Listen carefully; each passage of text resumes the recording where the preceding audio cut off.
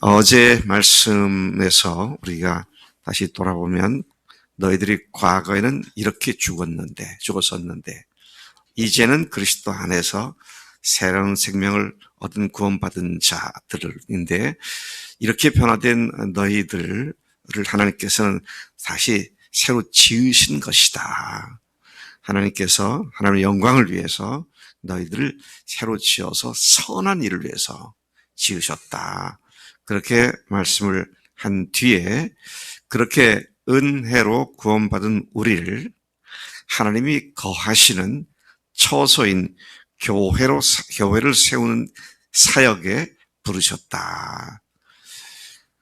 그렇게 우리 모두는 사명자다. 하나님께서는 오늘 이 말씀을 통해서 교회를 세우는 사명자로 우리를 부르셨다. 선한 일에 대한 구체적인 언급이 바로 교회를 세우는 것이다. 자, 바울은 이 예수 그리스도를 통해 이루시는 하나님의 비밀인 거대한 섭리를 위해 일하다가 감옥에 갇혔다라는 사실을 말하면서 교인들을 권면하고 있습니다. 사람들이 누가 감옥에 갇혔다 그러면 큰 죄인으로 생각할 수가 있죠. 또 이 에베소 교인들이 그렇게는 생각하지 않았다 할지라도 하나님의 일을 하다가 참 비극을 당했구나, 참 어려운 일을 당했구나, 동정할 수도 있고요.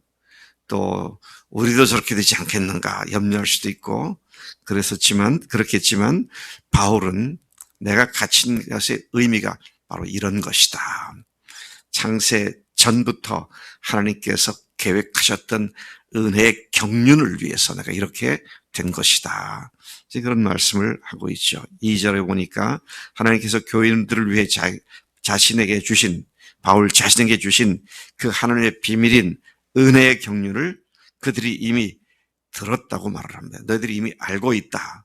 그 비밀, 그 은혜의 경륜은 성령께서 계시로 알려주신 것으로 내가 앞서 간단히 기록해서 너희들에게 알려주었는데 너희가 그것을 읽어보면 내가 진정으로 그리스도의 비밀을 깨달은 것을 알 수 있을 것이다.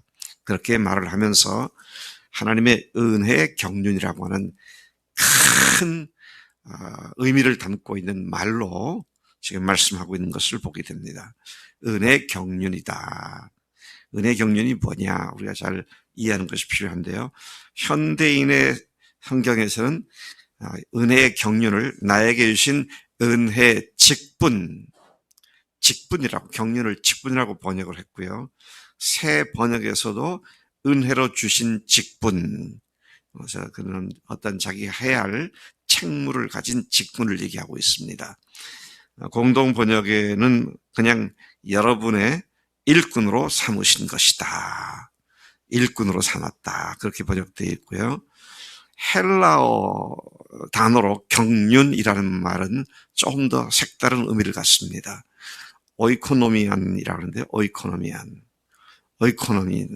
오이코노미를 빨리 하면 이코노미죠. 영어의 이코노미의 단어가 나온 근원이 바로 오이코노미아인데요. 오이코노미아라는 말은 여러분 잘 아시죠? 오이코스, 오이코노미안, 오이코스, 노미안에서 뒤에 나오는 노미안은 느메오라고 하는 동사에서 나왔습니다. 그러니까 집을 운영한다 그런 말이죠. 이코노미가 영어로는 경제, 경영 그런 의미가 있습니다. 그러니까 하나님께서 하나님의 교회를 세우시고 운영하시는 일, 근데 그 일에 내가 그 일에 직분을 받은 자다. 지금 그런 말을 하고 있어. 그래서 나는 내가 지금 받은 직분이 하나님의 비밀로서 하나님의 집이 운영되는 방식대로 하나님의 교회를 섬기는 직분을 맡은 자다. 그렇게 이해를 해도 틀림이 없습니다. 그래서 이 오이코노미안을 일반적으로는 하나님의 집을 운영하는 의미의 경륜, 그런 의미의 경륜으로서 하나님의 계획이나 경영, 하나님의 교회를 운영하시는 실제적인 행위, 자, 이런 것들을 경륜이다. 그런데 여기에서는 그런 일, 하나님이 하시는 그 일에 내가 부르심을 받아 그 경륜을 따라 지금 내가 일을 하고 있다. 그렇게 말을 합니다. 자, 5절부터 9절까지를 보면 지금 말하고 있는 이 하나님의 은혜의 경륜은, 이 직분은, 이 하나님의 교회를 운영하시는 방식은 이전에 그 어떤 세대에 살았던 인간들에게도 알려주신 바가 없었는데, 이제는 그의 사도들과 선지자들에게 성령께서 나타내 보여주신 것이다. 그래서 그것을 비밀이라고 말하는데, 그 비밀은 이방인들도 그 비밀의 내용입니다. 이방인들도 복음으로 말미암아 그리스도 예수 안에서 교회 안에 들어와 함께 하나님 나라를 상속받는 자가 되고, 함께 그리스도의 몸을 구성하는 지체가 되고, 함께 하나님의 영원하신 약속에 동참하는 자가 되는 것이다. 이게 교회를 향한 하나님의 계획이고 하나님의 비밀이다. 그렇게 얘기를 한 것이죠. 자, 예수님이 죽으셨을 때 우리도 죽었고요. 예수님 부활하실 때 우리도 주님과 함께 새 생명으로 태어나서 교회를 구성하게 되었는데, 이방인들 너희들도 우리가 똑같이 함께 상속자가 되고 함께 그리스도의 몸을 구성하는 지체가 되고 함께 영원하신 약속에 동참하게 되는 것. 그래서 7절, 내가 일꾼이 된 것은 바로 하나님의 비밀인 복음 때문인데, 하나님께서 능력으로 나에게 풍성한 하나님의 은혜를 선물로 주셨기 때문에 내가 이 복음의 일꾼이 된 것이다. 바울은 자신이 복음을 위하여 매이고 갇히고 또 비판당하고 하는 것을 오히려 큰 영광으로 알고, 또 자기가 당하는 이런 어려움들 때문에 교인들이 오히려 나로 말미암아 너희들이 하나님의 영광이 되는 것이다. 그래서 맨 마지막 13절이 그걸 말하고 있습니다. 그러므로 너희에게 구하노니 너희를 위한 나의 여러 환난에 대하여 낙심하지 말라. 이는 너희의 영광이니라. 오늘 우리가 복음 때문에 어려움을 겪고 힘든 일을 겪지 않으면 우리를 통해서 하나님 뵙게 될 그들이 영광을 받을 수 없다. 오늘 나의 수고와 헌신이 수많은 사람들의 영광이 될 수 있기 때문에 우리가 이제 상황들을 낙심하지 않고 잘 견디는 것이 필요하다. 이런 내용을 품고 지금 이 말씀을 하고 있는 것이죠. 자, 8절에 보면은요, 나로 말할 것 같으면, 여러분, 사람들이 너 내가 누군 줄 알아? 나로 말할 것 같으면 할 때는 대개 어투가 뭡니까? 내가 이러이러한 사람이야. 까불지 마. 내가 이런 사람인 줄 몰랐지. 나한테 함부로 대하지 마. 이런 얘기를 하는 것이 보통 나로 말할 것 같으면. 근데 지금 바울이 그런 의미로 지금 말을 시작합니다. 나로 말할 것 같으면 모든 성도 중에 지극히 작은 자보다 더 작은 나였는데. 그러니까 자기를 과시하려고 하는 게 아니라 내가 형편없이 연약한 존재였다. 그 얘기를 하고 있죠. 참 우리가 주님 앞에서 이제부터는 이렇게 이 태도를 따라야겠다. 너 내가 누군 줄 알아?